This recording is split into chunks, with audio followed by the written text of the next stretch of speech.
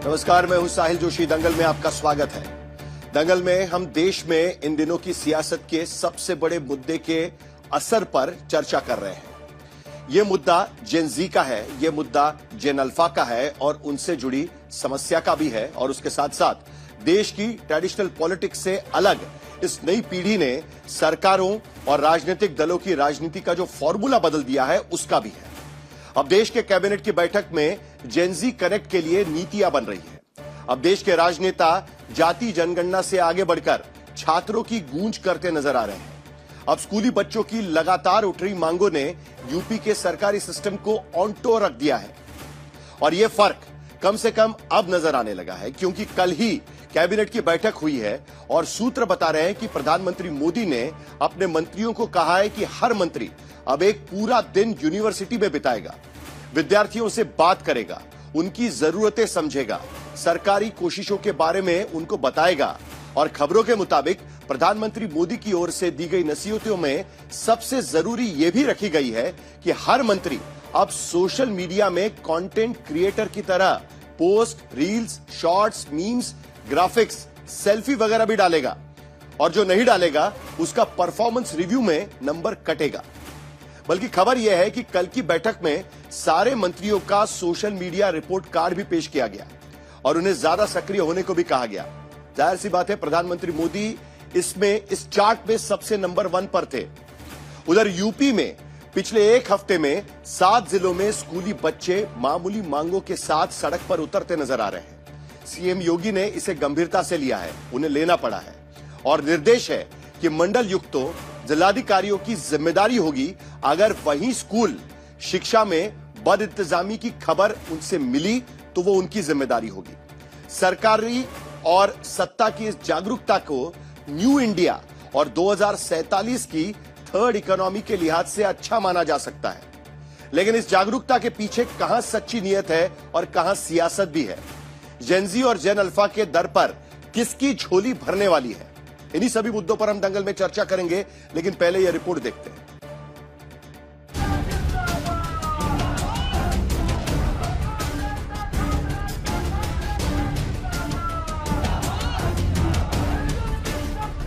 उम्मीदों और आकांक्षाओं से भरे हिंदुस्तान की नौजवान पीढ़ी सुख बुगाई तो मुल्क की सियासत को उनकी सुध आई। अब दिल्ली से लेकर रांची तक, रांची से पटना, पटना से लखनऊ तक सरकारों के कान खड़े हुए हैं। और सरकारें ही नहीं, देश में अरसे से सियासत करने वाले राजनीतिक दल भी अब जेन जी और जेन अल्फा के मुद्दों के जरिए जमीनी आधार दोबारा हासिल करने की जुगत में जुट गए हैं। आने वाले शनिवार 22 अगस्त को एक बार फिर राहुल गांधी महाराष्ट्र के पुणे में छात्रों की गूंज कार्यक्रम करने जा रहे हैं। लेकिन बीजेपी आरोप लगाती है कि दरअसल ये कांग्रेसी संस्थानों के बच्चों से राहुल का मोनोलॉग है। छात्रों की गूंज है या राहुल गांधी अपनी जमीन तलाश रहे हैं, ये तो मैं नहीं जानता। जेन जी से सोशल कनेक्ट करने की होड़ में बीजेपी की सरकारें 2 कदम आगे निकलती दिख रही हैं। दिल्ली से लेकर लखनऊ तक जेन जी और जेन अल्फा को लेकर चिंतन मंथन, आदेश निर्देश, तैयारी सब शुरू हो चुके हैं। मोदी सरकार ने जेन जी और जेन अल्फा के बुनियादी मुद्दों को संज्ञान में लाने और उनसे कनेक्ट करने के लिए बड़ा रोड मैप कैबिनेट के सामने रखा है। बाकायदा मंत्रियों की ड्यूटी भी लगा दी है। पीएम मोदी ने कैबिनेट की बैठक में जेन जी आउटरीच प्रोग्राम के तहत 1 डे 1 यूनिवर्सिटी अभियान चलाने की बात की है। यानी कि अब सभी मंत्रियों को एक दिन यूनिवर्सिटी में बिताना होगा, छात्रों से सीधा संवाद करना होगा, उनकी मांगों, उनकी जरूरतों, उनकी परेशानियों को सुनना होगा, सरकार की योजनाओं के बारे में बताना होगा और सरकार के कामकाज का फीडबैक लेना होगा। इसे लेकर सिर्फ जुबानी चर्चा नहीं हुई, बाकायदा प्लान बना। केंद्रीय शिक्षा मंत्री प्रहलाद जोशी और युवा खेल मामलों के मंत्री मनसुख मांडविया को जिम्मा सौंपा गया है, क्योंकि देश में करीब 1300 विश्वविद्यालय हैं। इनमें 57 केंद्रीय विश्वविद्यालय, 522 राज्य विश्वविद्यालय के अलावा डीम्ड और प्राइवेट यूनिवर्सिटी भी शामिल हैं। किस मंत्री को कब किस यूनिवर्सिटी में जाना है, इसका एक लिखित औपचारिक शेड्यूल बन रहा है, क्योंकि मंत्रियों का ये दौरा दिन भर का होगा, जिसमें वो विद्यार्थियों से सीधा संवाद करेंगे। इतना ही नहीं, मंत्री अपने निर्वाचन क्षेत्रों के सरकारी स्कूलों के दौरे पर भी जाएंगे और बच्चों से संवाद करेंगे। नई पीढ़ी से राजनीतिक संवाद बढ़ाने के लिए प्रधानमंत्री बहुत गंभीर है। सूत्रों के मुताबिक प्रधानमंत्री ने मंत्रियों को यह भी सलाह दी है कि पारंपरिक तरीके छोड़कर अब जेनजी और युवा वोटर्स के पसंदीदा तरीकों से संवाद स्थापित करें। इसके लिए मंत्रियों को फेसबुक, एक्स के अलावा इंस्टा, लिंक्डइन जैसे सोशल मीडिया पर सक्रिय रहने को कहा गया। सरकारी योजनाओं के प्रचार प्रसार की खानापूर्ति वाले पोस्ट के बजाय shorts, reels, verticals, selfie style में कंटेंट क्रिएटर की तरह पोस्ट करने को कहा गया, क्योंकि अब सीएम और मंत्रियों की यूथ कनेक्ट को परफॉर्मेंस रिव्यू का हिस्सा भी बनाया जाएगा। बैठक में सभी मंत्रियों के सोशल मीडिया परफॉर्मेंस का रिकॉर्ड दिया गया। 1 मई से 15 अगस्त यानी 3.5 महीने का इंस्टा, फेसबुक, ट्विटर, लिंक्डइन के परफॉर्मेंस का जिक्र था, लेकिन सोशल मीडिया पे रीच और एंगेजमेंट के मामले पे प्रधानमंत्री का रिकॉर्ड सबसे बेहतरीन था। वहीं एनडीए के घटक दलों के मंत्रियों का रिकॉर्ड औसत दर्जे का था। दरअसल कैबिनेट बैठक के अंदर मंत्रियों का जो सोशल मीडिया रिपोर्ट कार्ड दिया गया है, उसमें मंत्रियों का सोशल मीडिया आउटरीच का पूरा डेटा था। खासकर फेसबुक, ट्विटर, इंस्टाग्राम और लिंक्डइन के आंकड़े रखे गए। जिन पैमानों पर परफॉर्मेंस आंकी गई, उनमें यह था कि मंत्री ने रोज कितने पोस्ट किए, उनके पोस्ट पर कितने लाइक्स, कितने शेयर, कितने कमेंट्स, यानी कुल एंगेजमेंट कितनी हुई, मंत्री की प्रति पोस्ट औसतन कितने लोग जुड़ रहे हैं, मंत्री के फॉलोअर्स कितने हैं, बढ़ रहे हैं या घट रहे हैं, और मंत्री ने सरकारी योजनाओं, कामयाबियों को कितने प्रभावी ढंग से डिजिटली प्रमोट किया है। देश में जेनजी तो यूपी में जेन अल्फा ने सरकार को अलर्ट पर डाल रखा है। जब जिले जिले जनरेशन अल्फा यानी स्कूली बच्चे अपनी मांगों और शिकायतों को लेकर सड़क पर उतरते दिखे, तो प्रदेश में अव्यवस्था और नाकामी के सवाल बड़े होते दिखने लगे। तो मुख्यमंत्री ने सख्ती की। स्कूली बच्चों की परेशानियों को फौरन दूर करने के लिए सीएम दफ्तर की निगरानी शुरू हो चुकी है। सूत्रों के मुताबिक मुख्यमंत्री कार्यालय के अधिकारियों को नोडल अधिकारी बनाकर शिक्षण संस्थानों की निगरानी की जिम्मेदारी सौंपी गई है। बेसिक और माध्यमिक शिक्षा, उच्च शिक्षा, तकनीकी और व्यावसायिक शिक्षा, तमाम शिक्षण संस्थानों की अलग अलग अधिकारियों के जरिए निगरानी होगी। जहां भी खामियां सामने आएंगी, उन्हें फौरन दूर करने के साथ जिम्मेदार अधिकारियों, कर्मचारियों को चिन्हित किया जाएगा।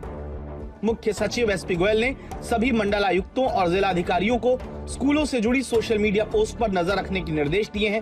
जिलाधिकारियों के सोशल मीडिया अकाउंट से मामलों की जाँच कर तथ्यात्मक जवाब देने को भी कहा गया है।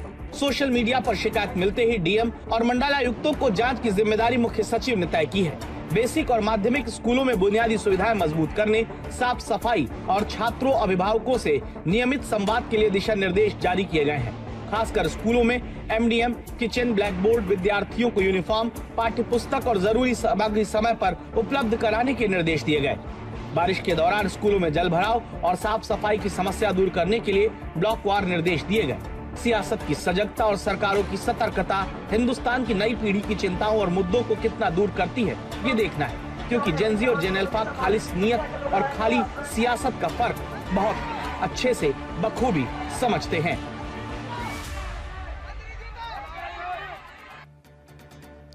एक वक्त था कि जब नेताओं के पीछे सिर्फ जिंदाबाद और मुर्दाबाद के नारे देने के लिए इस युवा पीढ़ी का इस्तेमाल किया जाता था, लेकिन अब इस युवा पीढ़ी से बातचीत करने के लिए राजनीतिक दलों को और राजनीतिक पार्टियों को सरकार को मजबूर कर दिया है। उनकी मांगे सुनने के लिए भी उन्हें मजबूर कर दिया गया है। ये कहां तक जाएगा, इस पर चर्चा होगी। हमारे साथ गुरु प्रकाश पासवान, भारतीय जनता पार्टी के प्रवक्ता जुड़ रहे हैं। आलोक शर्मा कांग्रेस पार्टी की तरफ से चर्चा में शामिल हो रहे हैं। आशुतोष हमारे political analyst, Rohit Singh political analyst, ये भी चर्चा में शामिल होंगे। 3 सवाल इस पैनल के सामने। पहला सवाल, एक दिन एक यूनिवर्सिटी अभियान से मोदी सरकार का जेनजी से संवाद क्या सुधर जाएगा? क्योंकि कैबिनेट के बैठक में इस बात की चर्चा हो रही है कि जेनजी से संवाद बढ़ाना चाहिए और सिर्फ भाषण नहीं चलेगा, तो उनसे बातचीत होनी चाहिए, उनके सवालों के जवाब देने पड़ेंगे। दूसरा सवाल, जेनजी, जेन अल्फा प्रति सियासी नवजागरण राजनीति की मजबूरी क्या बन चुका है? और एक वक्त था कि नवजागरण के नाम पर जब युवा सड़क पर उतरते थे तो बड़ी बड़ी सरकारें गिर जाती थी। तो क्या अब यह राजनीति की मजबूरी बन चुका है कि उनसे बातचीत करनी पड़ रही है? तीसरा सवाल, सोशल मीडिया पर मंत्रियों की रील्स, मीम्स, शॉर्ट्स डालने से क्या जेनजी के बुनियादी मुद्दे सुलझ पाएंगे? सबसे बड़ा मुद्दा तो यही है। हेमंत सोरेन कुछ बोल रहे हैं, मुख्यमंत्री है झारखंड के। थोड़ी देर पहले उनका फैसला पलट दिया है अदालत ने। तो हाईकोर्ट की रोक के बाद सीएम सोरेन का यह बयान आया हुआ है, केंद्र के फैसले से पूरा देश प्रभावित है। हाईकोर्ट की रोक के बाद मुख्यमंत्री हेमंत सोरेन का यह बयान है। आप सबको पता है, झारखंड विगत वर्षों में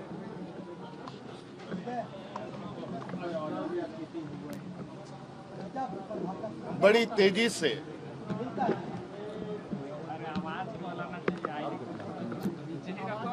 अपने आप को विकसित राज्यों की ओर ले जाने के लिए अग्रसर रहा है, जिसको लेके दुनिया के बड़े इकोनॉमिक फोरम से लेकर छोटे बड़े नवाचार राज्य सरकार के माध्यम से हुए हैं।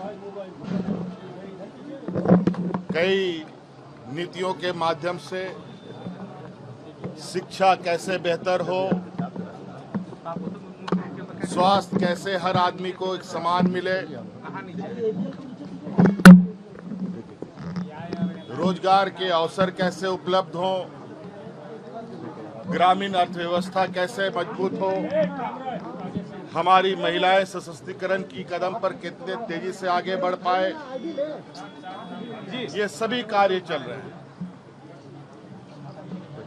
अचानक बिना किसी सलाह मशूरे का विगत मॉनसून सत्र में केंद्र सरकार ने एमएमडीआर कानून में ऐसा बदलाव किया है जहां बहुत ही प्रतिकूल। तो हेमंत सोरेन यहां पर बात कर रहे हैं। थोड़ी देर पहले हाईकोर्ट ने उनके फैसले पर रोक लगा दी थी, जिसके तहत उन्होंने 2 परीक्षाएं रद्द की थी और उस परीक्षाओं को पास करके जो सरकारी सर्विसेज ज्वाइन की थी और उनको एक बार फिर बहाली के आदेश दे दिए गए हैं। तो कई बार ये आदेश भी झारखंड सरकार की तरफ से तब लिया गया था जब झारखंड में रांची में 15 से 20 दिन तक आंदोलन चलता रहा और उनके दबाव में आखिरकार वहां की सरकार को ये आदेश देने पड़े थे। लेकिन चर्चा की शुरुआत करते हैं। सबसे बड़ी बात, गुरु प्रकाश पासवान, कैबिनेट के भीतर चर्चा होती है। कैबिनेट में कहा जाता है कि इस बार अब आपको यूनिवर्सिटी जाना पड़ेगा, पूरा दिन वहां बिताना पड़ेगा और इस बार भाषण नहीं चलेगा, तो छात्रों की बात भी सुननी पड़ेगी, उनके सवालों के जवाब भी देने पड़ेंगे।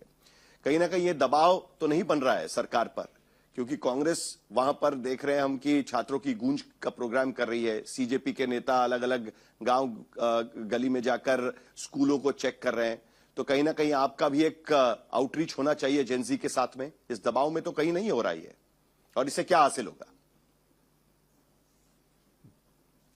नहीं, देखिए साहिल जी, आपको और पैनल में उपस्थित सभी साथियों को हमारा नमस्कार। ये दबाव नहीं है, प्रभाव है और इस प्रभाव का हम स्वागत करते हैं। और हम लोग तो कोई आज से कर रहे हैं ऐसा नहीं है। प्रधानमंत्री जी की परीक्षा की बात बहुत ही लोकप्रिय कार्यक्रम है। परीक्षा एक मेंटल स्ट्रेस का, मानसिक तनाव का मौका नहीं होना चाहिए। परीक्षा एक निखार का मौका होना चाहिए।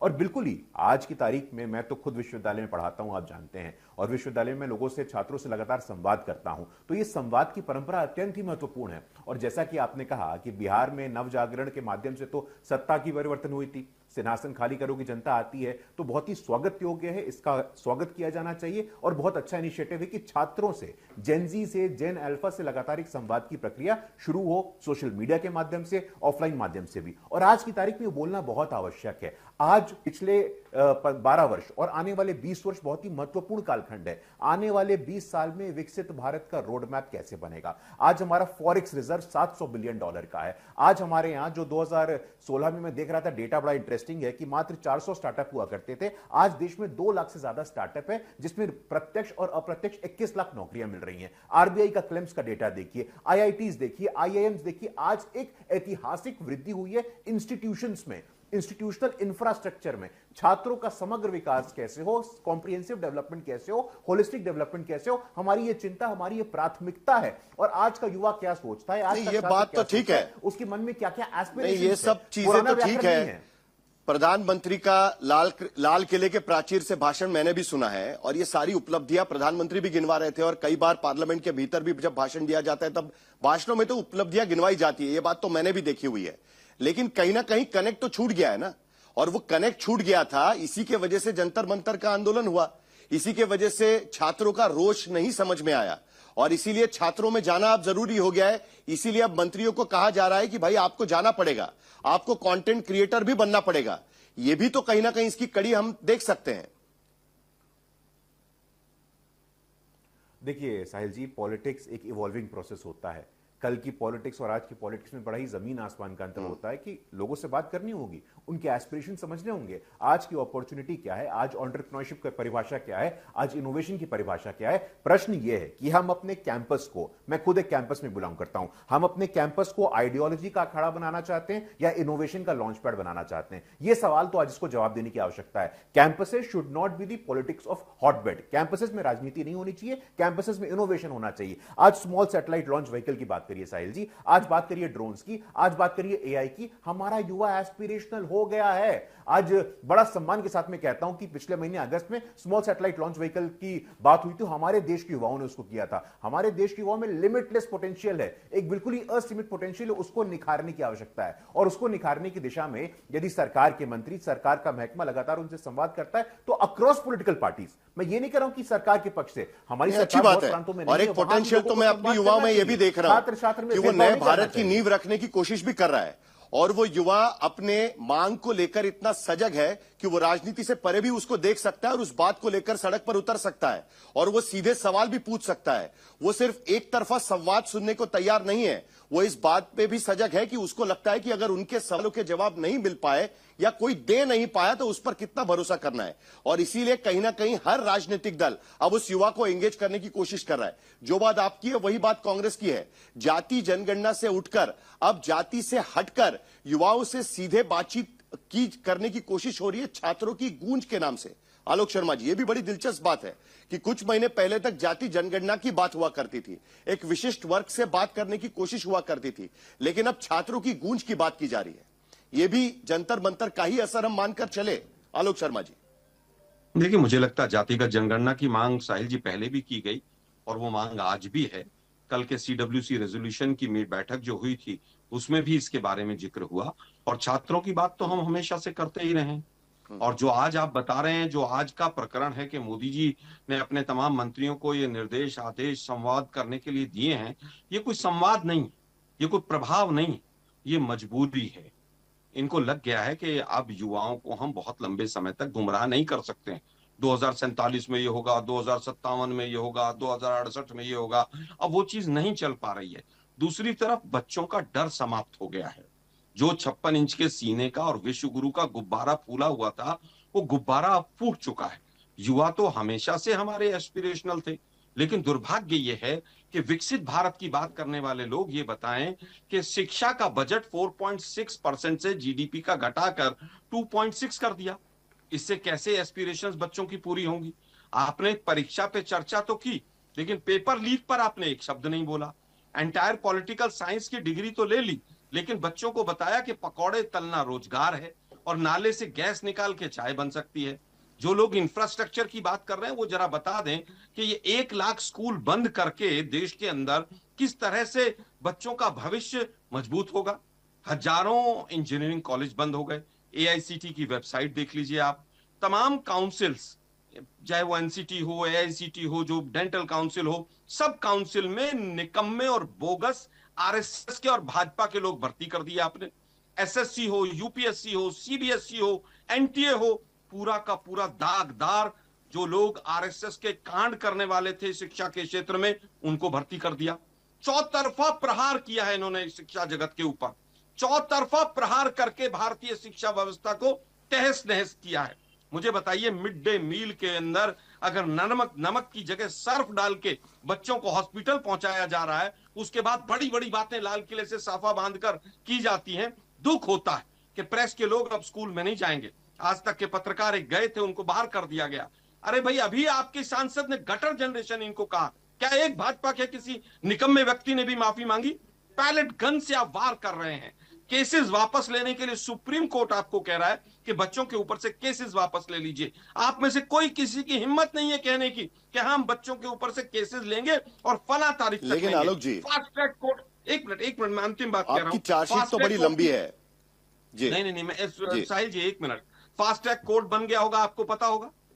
वो फास्ट ट्रैक कोर्ट कौन सी कोर्ट में चल रहा है, आप बता दीजिए मुझे, मैं चुप हो जाऊंगा। या बीच में मत बोलिए, थोड़ा सा रुकिए। मैंने केवल ये कहा कि AK-47 से गोलियां चलाने के बाद बीच में बोलने की बात नहीं है आलोक शर्मा जी, आपकी चार्जशीट बड़ी लंबी है और छात्रों की भी चार्जशीट है। नहीं सुनिए साहिल जी, सुनिए तो सही। साहिल जी, मेलोडी पे हमने बहुत चर्चा कर लिया। मोनोलॉग तो आजकल जेनजी भी बर्दाश्त नहीं कर रहा है, आपको भी मालूम है कि मोनोलॉग तो जेनजी भी बर्दाश्त नहीं करता है, आपको भी मालूम है, मैंने भी आपको समय दिया है। साहिल जी, आप यहाँ से इस मंच के माध्यम से एक बार कहिए कि भारत के प्रधानमंत्री एक प्रेस कॉन्फ्रेंस कर दें, आप ये ऐसा चाहते हैं, बोलिए। सियासी नियत भी तो जेनजी पहचान रहा है। फिर वही बात, मेरा सवाल तो सुन लीजिएगा, सवाल तो सुन लीजिएगा। मंशा क्या है वो सब समझ। एक मिनट प्लीज सुनिए, मेरी बात तो पूरी हो जाने दीजिए साहिल भाई। केसेस वापस लेने की आपकी मंशा भी मुझे समझ में आ रही है, मुझे आपसे इस बारे में डिबेट नहीं करनी आलोक शर्मा जी, दोबारा उस पर नहीं जाना। सुनिए ना प्लीज भाई साहिल जी, आप बीच में बोलते हैं, ये गलत बात है। AK-47 चली, कितनी देर सुन, अच्छा आप बता दीजिए कितनी देर आपकी बात सुननी है, आप मुझे बताइए कितनी देर आपकी बात सुनिए, मैं उतनी देर शांत बैठता हूं, उसके बाद में सवाल 50 सेकंड बोलिए। 50 सेकंड, 1 मिनट हो गया आपका। हाँ देखिए मैं कहता हूं 10 सेकंड। उन्होंने जिस सांसद ने कहा गटर जनरेशन है, क्या उसके किसी ने माफी मांगी? अरे भाई, नफरत फैलाने वाले लोग कहते हैं, एक RSS का व्यक्ति कहता है अगर मैं वहां होता तो गोली मरवा देता जनजी को। पंचर लगाने वाले लोग हैं जनजी। और मोदी जी तो बिहार के चुनाव में कह के ही आए हैं कि रील्स बनाओ और पूरा रोजगार मिलेगा। पकौड़े तलो, पकौड़े तलना ही रोजगार है। अखाड़ा यूनिवर्सिटीज का मेरे छोटे भाई ने, गुरु प्रकाश ने कहा अखाड़ा नहीं बनना चाहिए, लेकिन जामिया को भूल गए आप लोग, JNU को भूल गए। वो कोमल शर्मा एक लड़की थी RSS की, उसने किस तरह से तांडव किया था जामिया में, JNU में, वो कहां है पूरे देश को नहीं पता है। अगर किसी को पता हो तो जरा मुझे बताइएगा। सुसाइड रेट युवाओं का NCRB के आंकड़े के माध्यम से 43% बढ़ गया, लेकिन 2047 में हम विश्व गुरु बन जाएंगे। 30 लाख पासपोर्ट सरेंडर हो गए, रोज 800 पासपोर्ट सरेंडर होते हैं, 500 जेनजी के हैं, लेकिन उसके बावजूद हम कह रहे हैं कि साहब हम तो विश्व गुरु बन जाएंगे। SC ST की स्कॉलरशिप आपने लेकिन दूसरी तरफ शेड्यूल से नॉन शेड्यूल में ले गए आपने। जो छात्रों की गूंज यहां पर होने जा रहा है पूना के भीतर, नहीं आपके चार्जशीट का जवाब तो गुरु प्रकाश पासवान देंगे, वो भी वहां पर उपलब्धियां गिनवा रहे थे, आपकी एक लंबी चार्जशीट है। लेकिन आज की स्थिति में नियत सब लोग समझ रहे हैं, राजनीतिक नियत जेनजी अच्छे से समझ लेता है, और वो ये भी पूछता है कि आपके पास अल्टरनेटिव मॉडल क्या है उनके सुधार के लिए और उनके लिए। जो स्थिति किसी एक प्रदेश में होगी स्कूलों की, वही स्थिति पूरे देश भर में है। उसकी भी लिस्ट लेकर मैं बैठा हूं, वो भी लिस्ट मैं आपको पढ़ के सुनाऊंगा। लेकिन आलोक शर्मा जी, एक आरोप यह भी लग रहा है, जो छात्रों की गूंज का कार्यक्रम हो रहा है, बीजेपी के नेता कह रहे हैं कि उस छात्रों की गूंज में कांग्रेस पार्टी से जुड़े हुए नेताओं की जो सरकारी संस्थाएं हैं, जो शिक्षा संस्थाएं हैं, वहीं से बच्चे आएंगे और मोनोलॉग वहां पर उनको दिया जाएगा। मैं आपको वही कहने की कोशिश कर रहा था सर, कि आज की स्थिति में जेनजी भी मोनोलॉग सुनने को तैयार नहीं है। वहां सरकार को भी, मंत्रियों को यह कहना पड़ रहा है कि भाषण नहीं देना, यूनिवर्सिटी में जाके बातचीत करनी पड़ेगी, उनसे सवाल जवाब करना पड़ेगा। और यही बात आपके लिए भी लागू होती है कहीं ना कहीं। बहुत अच्छा आपने बात उठाई। अभी आपके आज तक पे स्क्रीन पे राहुल गांधी एक बच्ची से हाथ मिला रहे हैं, और सब बच्चियों के हाथ में, सब बच्चों के हाथ में मोबाइल, वो है माइक है, सब बोलते हैं, अपनी अपनी बात रखते हैं। कहां मोनोलॉग है इसमें? क्या मोनोलॉग दिखाई देता है इसमें? और कांग्रेस की संस्था किसी की नहीं होती है, लेकिन इतना जरूर है, जब देहरादून के अंदर छात्रों की गूंज कार्यक्रम हुआ तो तमाम स्कूलों की बसों के जो है चालान काटे गए। RTO स्कूलों में जाके बैठ गए, RTO कॉलेजेस में जाकर बैठ गए कि कोई भी स्कूल की और कॉलेज की बस नहीं जानी चाहिए, राहुल गांधी का प्रोग्राम फेल होना चाहिए। एक गायक का प्रोग्राम, एक नर्तकी का प्रोग्राम वहां पर देहरादून में उस ग्राउंड में कराया गया जहां पर पहले हमें अलॉटमेंट मिली थी। ये सरकार तो इतनी डरी हुई है कि चाहती नहीं राहुल गांधी जी का प्रोग्राम जिस हॉल में, जिस ग्राउंड में होता है, उसकी परमिशन को कैंसिल कर दो। लेकिन हम तो पूछ रहे हैं भाई, जॉब्स के लिए आपको एक छोटा सा उदाहरण पेश करता हूं कि जेनजी कैसे आंख बूंदकर भाषण नहीं सुनता है, वो जवाब भी कैसे तुरंत दे देता है। एक छोटा सा एग्जांपल आज ही का हम दे देते हैं, जरा सुना देते हैं, और उसके बाद गुरु प्रकाश पासवान जवाब देंगे। तो हमारे स्टूडेंट्स 24 घंटा इसको देखते रहते हैं। आपको बात समझ नहीं आ रही है, आपको जूम में बंद कर दिया गया है। ये पिंजरा है सर, आपको ही देखते हैं। मगर वो तो है, बट ये पिंजरा है, ये 21वीं सदी का, और इसकी जरूरत है। ये मैं नहीं कह रहा हूं इसकी जरूरत नहीं है। आप उन्हें गुमराह नहीं कर सकते। ये बच्चे बड़े स्मार्ट है और वो किसी को भी जवाब देने के लिए यहां पर तैयार बैठे हुए हैं। और ये सभी राजनीतिक पार्टियों को ये बात समझनी चाहिए। और ये बड़ी इंटरेस्टिंग बात है कि कुछ ही दिन पहले हमने एक सर्वे किया था। नहीं, एक मिनट आलोक शर्मा जी, कुछ ही दिन पहले एक सर्वे हमने किया था और उस सर्वे के भीतर भी ये दिखाई दिया कि ज्यादातर युवा ये कहते हैं राजनीतिक पार्टियां उनके मुद्दे समझने को तैयार ही नहीं है, उनको समझने को तैयार नहीं है। ये सभी पार्टियों के लिए लागू होता है, बीजेपी, कांग्रेस हो, कोई भी राजनीतिक पार्टी हो। पहले गुरु प्रकाश पासवान आपने जो चार्जशीट रखी है उसका जवाब देंगे। और यहीं पर सवाल उठता है गुरु प्रकाश जी, सिर्फ रील बनाने से क्या यूथ कनेक्ट हो जाएगा?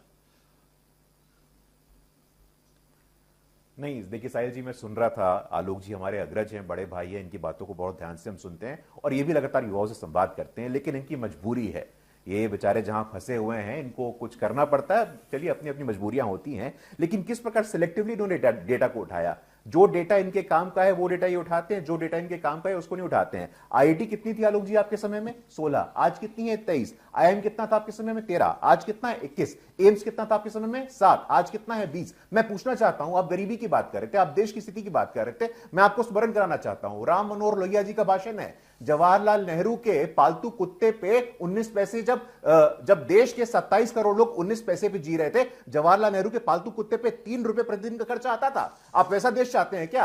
आप जेनजी की बात कर रहे थे ना, एक सीरीज आया है गवर्नर, जाकर के देख के आइएगा। उस सीरीज में बताया गया कि देश का सोना गिरवी रखना पड़ गया था आपके शासनकाल में। आज देश के पास 880 टन सोना है, आज देश के पास $700 बिलियन का फॉरेन रिजर्व है। आपके समय में कितना था? आपके समय में देश की जो आर्थिक स्थिति थी और आज जो आर्थिक स्थिति है, जमीन आसमान का अंतर है। आज का जेनजी साहिल जी पॉलिटिक्स नहीं चाहता है, आज का जेनजी पॉसिबिलिटीज चाहता है। वो चाहता है कि सैटेलाइट लॉन्च व्हीकल बनाए, वो चाहता है कि ड्रोन बनाए, वो चाहता है कि एआई से लाभ हो। इनको झारखंड के जेनजी नहीं दिखते हैं। क्यों नहीं दिखते पता है आपको? क्योंकि झारखंड के जेनजी आदिवासी हैं। मैं बोलना नहीं चाहता था, लेकिन मैं मेरे मुंह में उंगली डालेंगे तो बोलना पड़ेगा।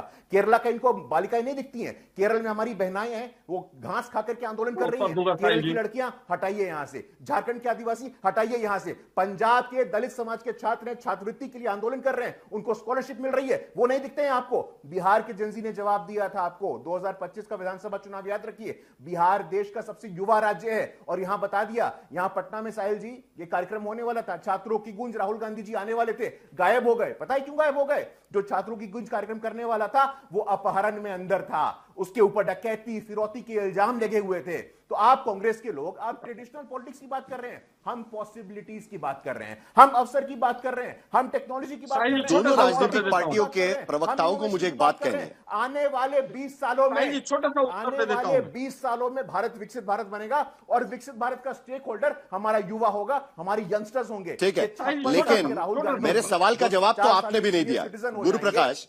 मेरे ओरिजिनल सवाल का जवाब तो आपने भी नहीं दिया गुरु प्रकाश। मेरे ओरिजिनल सवाल का जवाब तो आपने भी नहीं दिया। मुझे यह बात जेन्युइनली समझने की कोशिश करनी है कि कैसे युवाओं की वो समस्याएं हल होगी कि मंत्री वहां पर जाएंगे, किसी यूनिवर्सिटी के भीतर रील बनाएंगे, एक अच्छा सा प्रोमो बनेगा, म्यूजिक उस पर लगेगा, बातचीत के वीडियोस डलेंगे, उस पर व्यूज भी आ जाएंगे, लेकिन उससे पेपर लीक की समस्या कैसे हल होगी? उससे जो आज की स्थिति में रोजगार की समस्या युवाओं के सामने है वो कैसे हल होगी? आज की स्थिति में क्या उनको नौकरी इस रील्स के जरिए मिल पाएगी? ये सारे सवालों के जवाब कैसे मिल पाएंगे? मेरा ओरिजिनल सवाल ये था कि रील्स से ये मुद्दे कैसे चीजें हल हो पाएगी? और सबसे बड़ा सवाल आज की स्थिति में ये है, टैक्स पेयर्स का ही पैसा होगा, टैक्स पेयर्स के पैसे पे ये मौज करेंगे। अब ये मंत्री जो हैं, ये रील भी टैक्स पेयर्स के पैसे पे ही बनेगी। सवाल पूछा है ना, समय बर्बादी नहीं करनी है ना साहिल जी। ये लगातार ये देखिए, मैं आपको डेटा देना चाहता हूं, आरबीआई का डेटा है, आलोक जी पढ़े लिखे प्रवक्ता हैं, मैं बहुत सम्मान करता हूं उनका। आरबीआई का डेटा है क्लेम्स का, कैपिटल लेवल एनर्जी मटेरियल और सर्विसेज का। आरबीआई का डेटा देखकर क्या आइएगा, 2014 में कितने ऑर्गेनाइज सेक्टर के जॉब थे? 47 करोड़। आज कितने? 65 करोड़ जॉब हैं और आपके तुलना में 22 करोड़ ज्यादा जॉब्स क्रिएट हुए हैं, लेकिन उसके बावजूद जॉब्स नहीं है, बेरोजगारी है, इन्फ्लेशन है, एम्प्लॉयमेंट है। लगातार झूठ बोलना, लगातार झूठ बोल करके कांग्रेस पार्टी के युवराज अपनी राजनीति करना चाहते हैं। राहुल गांधी बेरोजगार हो गए हैं। आईआईटी हो, आईआईएम हो, एम्स हो, ट्रिपल आईटी हो, आज सारे के सारे इंस्टीट्यूशंस हमारी सरकार में बन रहे, लेकिन इसके बावजूद राहुल गांधी को झारखंड के आदिवासी बच्चे नहीं दिखेंगे, पंजाब के दलित बच्चे नहीं दिखेंगे, केरल में घास खाती हुई लड़कियां नहीं दिखेंगी, क्योंकि आज भी आपको पॉलिटिक्स करना है। जेनजी पॉसिबिलिटीज चाहता है, जेनजी पॉलिटिक्स नहीं चाहता है। अभी भी मौका है, सुधर जाइए। 4 साल में आपके नेता वरिष्ठ नागरिक होने वाले हैं, सीनियर सिटीजन होने वाले हैं, सीनियर सिटीजन होने वाले हैं आपके नेता। उनको भारतीय रेल में कंसेशन मिलेगा, तो मुझे लगता है कि आप तैयार हो जाइए, सीनियर सिटीजन की वॉइस बनिए, जेनजी की वॉइस मत बनिए आप।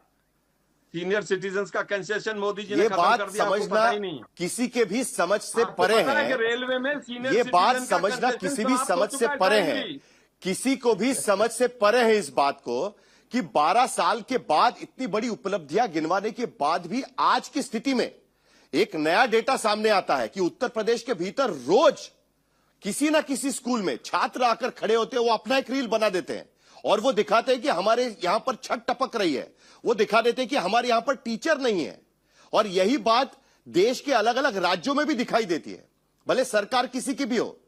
छात्र अचानक इस बात को लेकर रील बना रहे हैं और इस बात को लेकर उसके बाद वहां के मुख्यमंत्री कहना शुरू कर देते हैं कि भाई इस पर कार्रवाई करिएगा, अगर नहीं कार्रवाई होगी तो हम आपको पकड़ेंगे और कहेंगे कि ये कैसे हो गया। ये देखिए, ये डेटा भी बड़ा इंटरेस्टिंग है, एक डेटा मेरे पास भी है।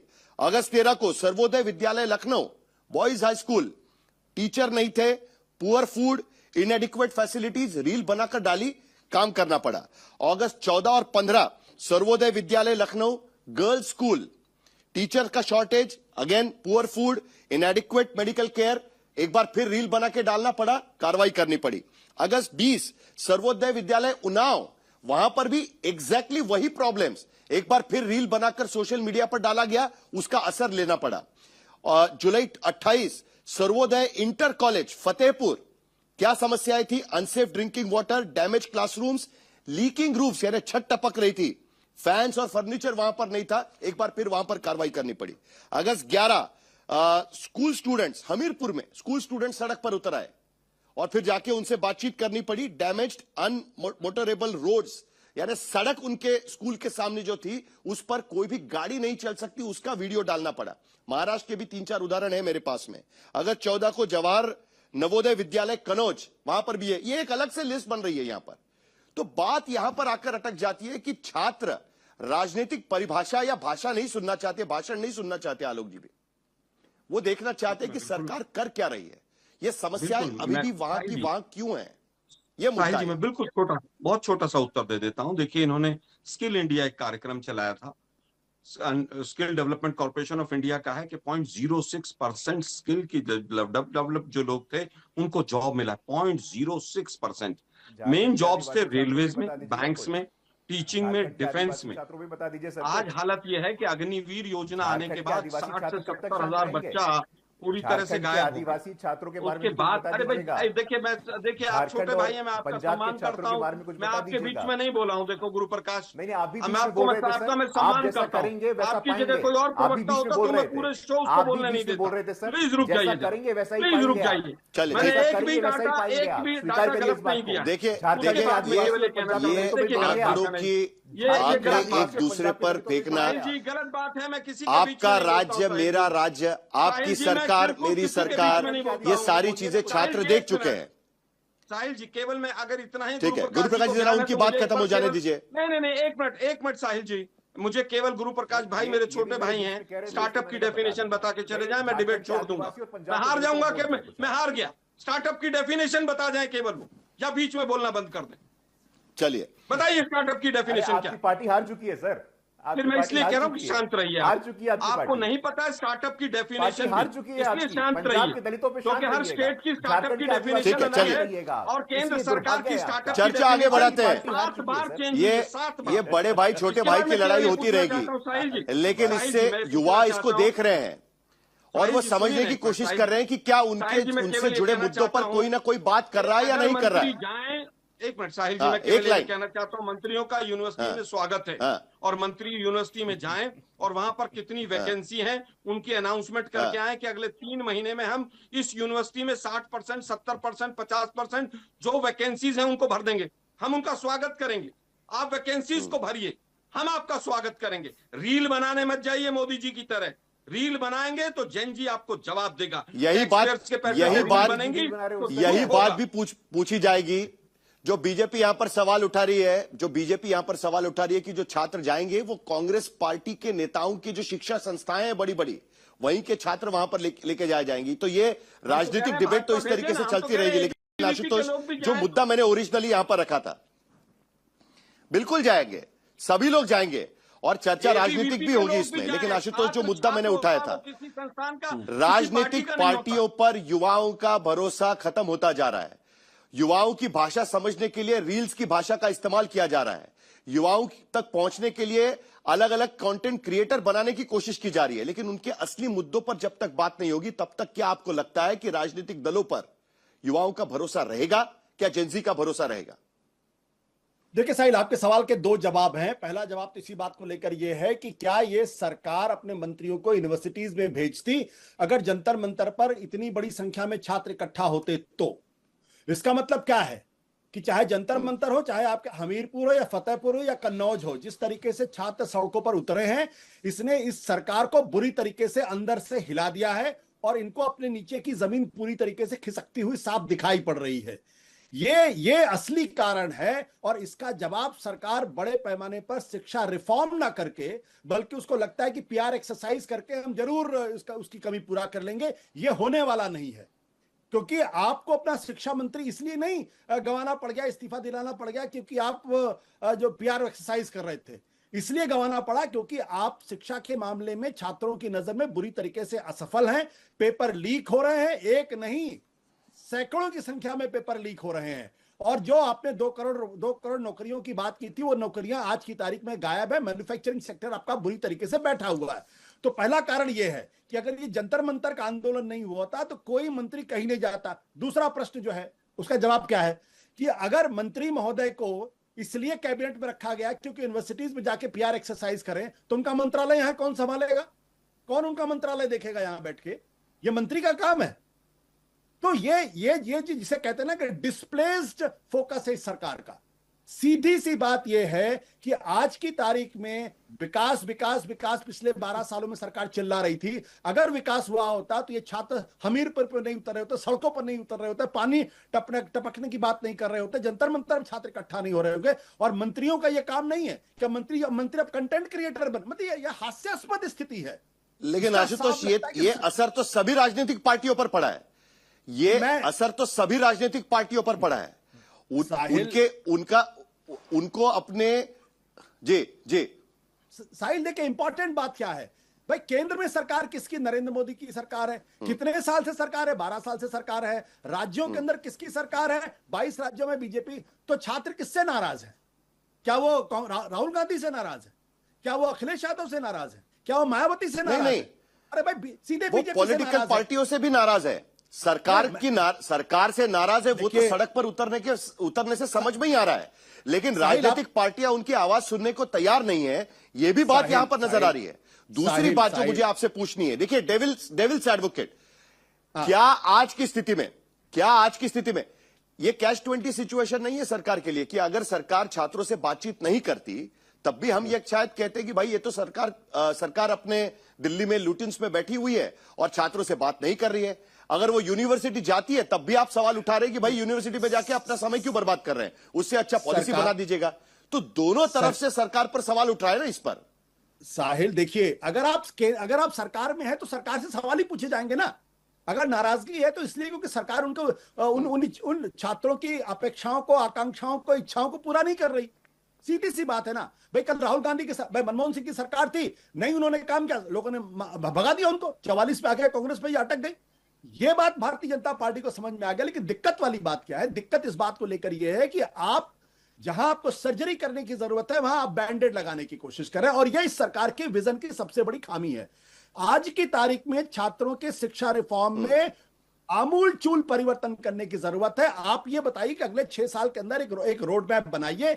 हम ये शिक्षा के लिए 3 कदम उठाने वाले, हम प्राइवेटाइजेशन को रोकने वाले हैं, हम शिक्षा का यूनिवर्सलाइजेशन करना चाहते हैं, हम शिक्षा का स्टैंडर्डाइजेशन करना चाहते हैं, हम शिक्षा को जॉब से जोड़ना चाहते हैं, हम शिक्षा को इंडस्ट्री से जोड़ना चाहते हैं, हम ये कोचिंग एक बात तो मैं आराम से कह सकता हूं, जितना मैंने देखा हुआ है, सरकार किसी की भी आए, शिक्षा का प्राइवेटाइजेशन रुकने वाला है नहीं, क्योंकि वो प्राइवेटाइजेशन के जरिए ही बड़ी बड़ी राजनीति चलती है। ये तो आपने भी देखा हुआ है। ये बात तो हमें अभी समझ लेनी चाहिए कि शिक्षा का प्राइवेटाइजेशन तो सालों से चल रहा है आज की स्थिति में, और वो किसी एक पार्टी की देन नहीं है। साहिल, ये जो शिक्षा का प्राइवेटाइजेशन है, ये कोचिंग इंस्टीट्यूट, ट्यूशन जो चल रहे हैं, ये दरअसल बेसिकली दलितों और पिछड़ों और जो कमजोर तबका है उसको शिक्षा से दूर करने की एक साजिश है। मैं साफ तौर पे कहता हूं भाई, कौन गरीब का बच्चा जो 10,000 कमाता है, 20,000 कमाता है, वो कहां कोचिंग इंस्टीट्यूट में किसी बच्चे को रख पाएगा, कहां प्राइवेट इंस्टीट्यूट में रख पाएगा जहां 1 लाख 1.5 लाख की सैलरी, सही बात है, फीस है। सबसे ज्यादा प्राइवेट इंस्टीट्यूशन और जिसकी शुरुआत जहां पर हुई है वो कर्नाटक और महाराष्ट्र जैसे राज्य है, और वो 80 के दशक में यहां पर शुरुआत हुई थी। बिल्कुल सही है, इसलिए मैं कह रहा हूं गरीब बच्चों को शिक्षा से दूर रखने में प्राइवेटाइजेशन की बात होती है, बात तो सही है, लेकिन वो कर्नाटक और महाराष्ट्र में भी सबसे ज्यादा प्राइवेट इंस्टीट्यूट्स है, और उनके इर्द गिर्द कई बार शिक्षा नीति भी बनाई जाती है। ये बात भी हमने कई बार देखी है, और वो आज की बात नहीं है, 80 के दशक से लगातार इस बात को हमने देखा हुआ। लेकिन रोहित सिंह, जो सवाल मैंने पूछा था कि आज की स्थिति में राजनीतिक दलों की ये कमजोरी है कि वो युवाओं के मुद्दे उस तरीके से नहीं उठा पाए, और इसीलिए छात्र अपने हाथ में वो सोशल मीडिया का हथियार उठा रहे हैं और हमारे अपनी स्कूलों की या कॉलेजेस की स्थिति सरकार तक पहुंचाने की कोशिश कर रहे हैं, सड़क पर उतर रहे हैं और मांग कर रहे हैं कि भाई अगर कोई गलती हो रही है तो उस पर उनको सजा मिलनी चाहिए, अगर कोई मंत्री गलती करता है तो उसे भी हटना चाहिए। यह सिस्टम का फेल्योर है, राजनीतिक सिस्टम का। साहिल जी, अब आखिरी दौर में मुझे समय मिला है, मुझे पूरी बात रख लेने दीजिएगा, नहीं तो मिस इंटरप्रेट हो जाएगा। देखिए, भारतीय राजनीतिक व्यवस्था में जिस प्रकार से जो आम नौजवान हैं, जिनके माता पिता किसी राजनीतिक विरासत की चाबी अपने संतानों को देने में सफल नहीं हैं, जिनके माता पिता राजनीति में कोई स्थान नहीं रखते हैं, वैसे 95, 98, 99% लोग राजनीति के क्षेत्र में देश निर्माण, राज्य निर्माण, समाज निर्माण, व्यवस्था निर्माण का सपना लेकर आते हैं। उनका सपना पूरा इसलिए नहीं हो पा रहा है क्योंकि उस कॉम्पिटिटिव मार्केट में एक सिंडिकेट बैठ गया है अक्रॉस द पार्टी लाइन, जो अपने बीच में गठबंधन करके अपने राजकुमार और अपने राजकुमारियों की स्थापना के लिए एक हो गया है। ऐसी परिस्थिति में इस वर्ष 2014 में जब नरेंद्र मोदी जी के रूप में एक नया अरे टॉपिक पर आ रहे हैं, लगे आलोक शर्मा बड़बड़ाने, चुप रहिए, अभी आप बोल रहे थे, बोलने नहीं देंगे, हम बोलेंगे तो आप नहीं बोल पाइएगा, चुप रहिए, आपका सम्मान करते हैं। चुप रहिए। राहुल गांधी नवासे हैं तो आपको बुरा लगता है? राहुल गांधी राजकुमार है तो बुरा लगता है सुनने में? कहां से आदमी आया हुआ है? तो बात करते हैं आप लोग, इसको लेके आते हैं। ये भाजपा का प्लांटेड आदमी है, मीडिया सपोर्ट करता है इसको। साहिल जी सुनिए, और आप क्या रोहित सिंह, आप बोलिए, आपको छेड़ रहे हैं, आप ध्यान मत दीजिए, आप बोलिए, अपनी बात रखिएगा। देश के आम नौजवानों की बात करते हैं तो प्लांटेड हैं। मूल मुद्दा पर आइए। देखिए, एक सिंडिकेट सक्रिय हो गया है।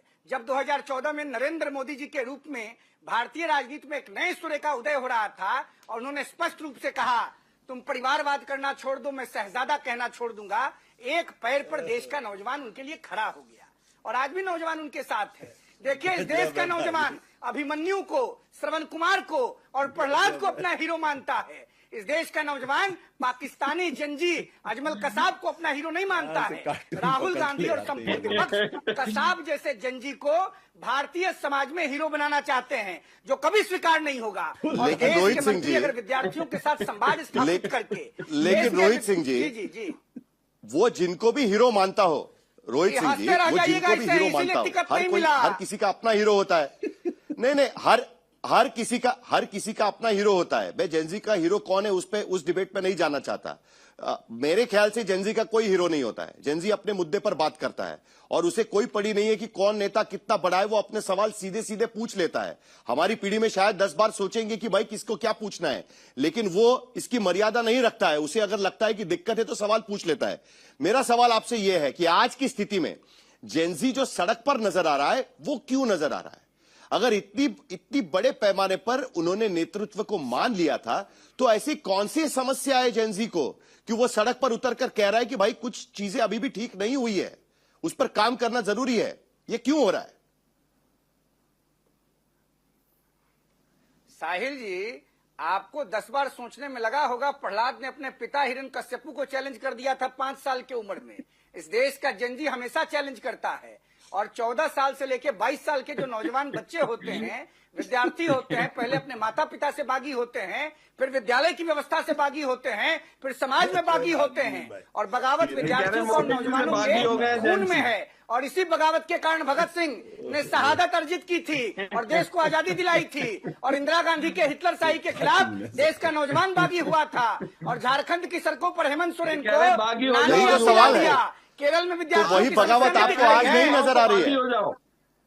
वही बगावत आपको आज नहीं नजर आ रही है। वही बगावत आपको आज नहीं नजर आ रही है। छात्र युवा संघर्ष वाहिनी की जो बगावत थी, वो बगावत आपको आज नहीं नजर आ रही है। दरबारी कभी ये अब बोल तो रहा हूँ, सुनिए तो, ये कांग्रेस के दरबारी कवि और अरविंद केजरीवाल के निष्कासित कवि, ठीक है, चलिए, हो गया। दोनों जो हंसी ठिठोली कर रहे हैं, साहिल जी, ये बागी लेकिन असलियत में उकसाने के लिए लोगों को आज तक में बैठे हैं। दुर्भाग्यपूर्ण है ऐसे व्यक्ति को। नहीं, ठीक है, लेकिन इसमें जरा राजनीति भी देखनी होगी। फुल कॉमेडी शो है ये मोदी जी के नहीं भाई, ठीक है, एक मिनट, जरा एक चीज पर मुझे सभी से जवाब चाहिए। एक चीज पर मुझे सभी से जवाब चाहिए। एक एक करके लेंगे। आशुतोष जी, सबसे पहले आपके पास, उसके बाद आलोक शर्मा और आखिर में गुरु प्रकाश। जरा जल्दी से संक्षेप में जवाब दीजिए, समय खत्म हो रहा है। देखिए, सबसे ज्यादा जेनजी वोटर बढ़ रहे हैं, 20 से 25% की आबादी में जेनजी वोटर नजर आ रहे हैं आशुतोष, और इसी के वजह से आने वाले चुनाव में इनकी भूमिका बहुत अहम रहेगी। अब तक शायद कांग्रेस पार्टी को उतने वोट वो नहीं मिल पा रहे होंगे, लेकिन अभी उनको लगता है कि यह मौका है।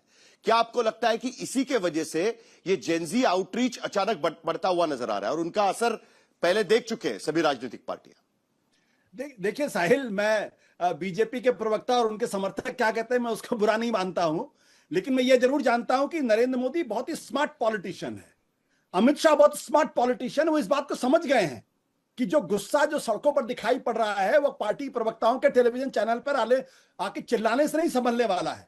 वो वाकई में नाराज है और इसलिए उसका आउटरीच करने की कोशिश करेगी। फिर भी मैं कह रहा हूं, ये सिर्फ बैंडेड लगाने की कोशिश है, सर्जरी की जरूरत है, और उसके लिए आपको शिक्षा के बुनियादी जो उसको रिफॉर्म करने की जरूरत है।